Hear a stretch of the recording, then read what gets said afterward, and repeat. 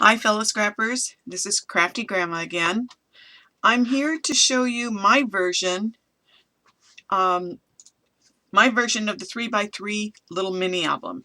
I have one here that I've made, and I was going to show you how I put it together. And it's kind of cute. It's just a little 3x3, and then you have all these little pages to put like little, like the school pictures. Those would be great. And then also here are the little tags that you can pull out, and I've rubber stamped on one side, and then I always put lines because I don't like writing crooked. I don't know why, but I just always put a line for journaling. So anyway, I wanted to show you my version of how to put these little guys together. So to begin with, there's a lot of people that score with their scoreboards, and for some reason I could never make that long line straight. It always varies off or something, and I don't like that extra crease in there. So what I've done is kind of put this together in a different way. Now what I've done was I have folded this in half this way, and then you turn it, and then you fold the center up, the outside up to the center crease, and the same on that side. So you have center fold, that fold, so you end up with something like that, okay? So then what you do is do the same thing on the opposite side, and you just line it up even so that everything is matching. And I'm very fastidious about this because I don't want it to be off by any means. So I just do that, and then I crease it with my bone folder, which this is the Recollections brand, and I love it because this goes right in your hand, and I have some arthritis in my hand, so I try to use as much as I can where I don't have too much damage going on. So then you do this, then you fold in the center, the outside, I'm sorry, to the center crease. Now you're going the opposite way, remember. So you've got them both sides. I don't want to get you confused. See, now that's inside that one. So then you take this one and do the same thing on the opposite side. Fold in the end, right up to that crease. Get everything as even as you can, right up to the crease, and then crease it down, and then bone folder it. Burnish it, okay? It's not bone fold, it's burnish. So what I do also is I turn it the other way, okay? And then I bone folder or burnish, bone fold, whatever it's called. Burnish it real good. Make those creases good and strong. And then I need to do this one. So, as you can see, these are all, this is a 12 by 12 sheet, and it's all done in little boxes of 3 by 3s, okay? So that's what you have. You have all of these little boxes of 3 by 3s, okay? So I kind of like creasing them completely, and I love to make sure that it all gets nice and creased. Now what you have to do is you're going to cut, and it's your choice what to do. Oh, I have to tell you what paper I'm using. That's right, I forget that part. This is K & Company, and it's a sparkly sweet. It's all double-sided, and there is some sparkling stuff on it. You can kind of see the glitter in it, that stuff.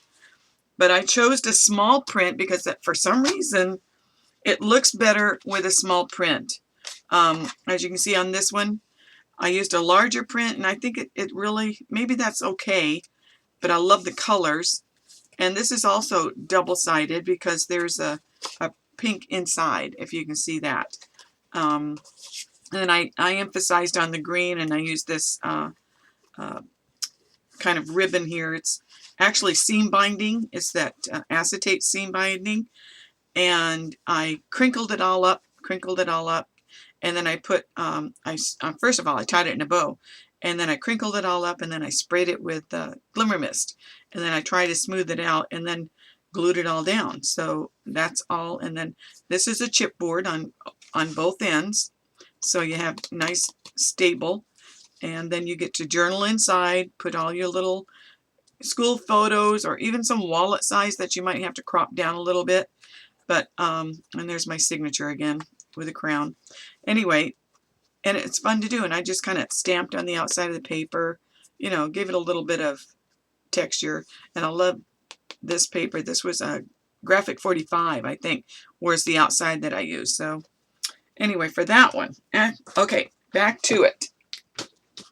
So what you have to do now is you're going to have to trim from, keep that line solid, but you're going to cut here, and up at the opposite side you're going to cut here. Then you're going to cut from the bottom up to there. Now I use scissors. You can use razor cut. You can do whatever you'd like to use. But for some reason I find I have to see where I can find the creases. That's why I double crease it, and just cut it up right up to that score line that you, or fold line, whichever you want to call it, and just trim all the way up to that first score line right there. Okay, up to it. Then on the other side, do the same thing, and boom, boom, boom. We'll get it up there, and almost there. So that's there. So we have the beginning of, looks like what? And I don't know. But now you turn it around and you're going to cut up right up to the middle. This was the tricky part. So you cut up right to the middle to that score line. So sometimes it's a little confusing. I know that. I made mistakes when I first made them.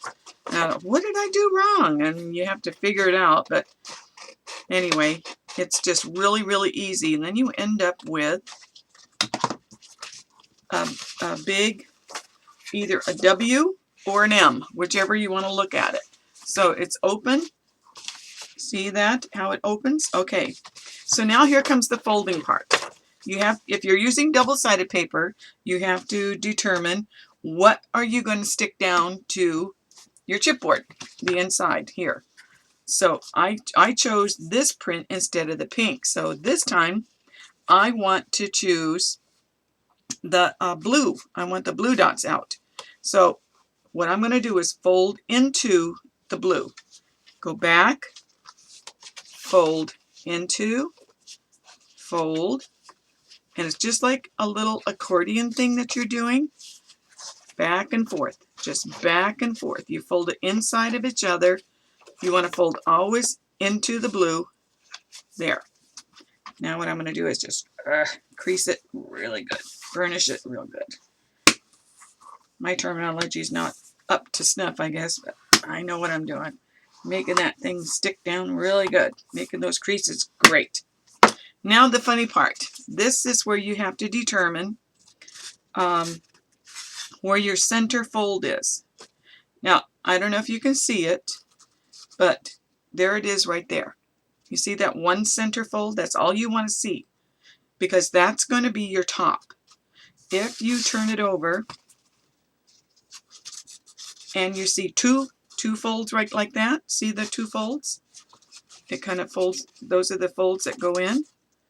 You don't want that part, because that you want one solid piece in the middle, because that's what this one is. See, it doesn't have a tag inside of it because it is a solid fold. Where did it go? Right here. I just passed it. There it is, right there. See? I didn't have a tag inside. I could have put one on the side, but I figured, it's all right. One piece is folded in the middle. If I didn't, I would have two on either end. So I'm just using the one piece. So I'm going to flip this over again. And there's my center right there. So in order for me to find when I'm starting to glue, the only way I can tell which is the top, and this is the top part of yours, where your tags are going to go, like that. Okay, this is your top. So what I do is I go ahead and I do my little, what do they call those? It's actually a library card holder. So you just half cut it. And I'm using the 7/8 of an inch because this is a small book. So then here's the two that are going to be together glued. So then I do on both sides. So I try to get eyeball in the middle, punch it out, eyeball in the middle, punch it out. Here's the next one, eyeball in the middle of there. Don't want it to punch out. Not going to punch that one because that's my center. And here's the next one. Punch. And punch it out. And punch this one out. And because I chose my blue, this is going to be stuck to the back side, like this one is, to the backside chipboard. And I'm going to put a tag in there, because you can always put a picture there too. So I'm gonna halfway punch that one and eyeball it, make sure it's right in the middle. Okay. And what I did was, I see these little black marks. It makes it a lot easier to see where the halfway is. They do have these notches here, but sometimes I make mine just a smidge longer than that, or shorter, I should say. So anyway, so now the fun part is, while I clean up your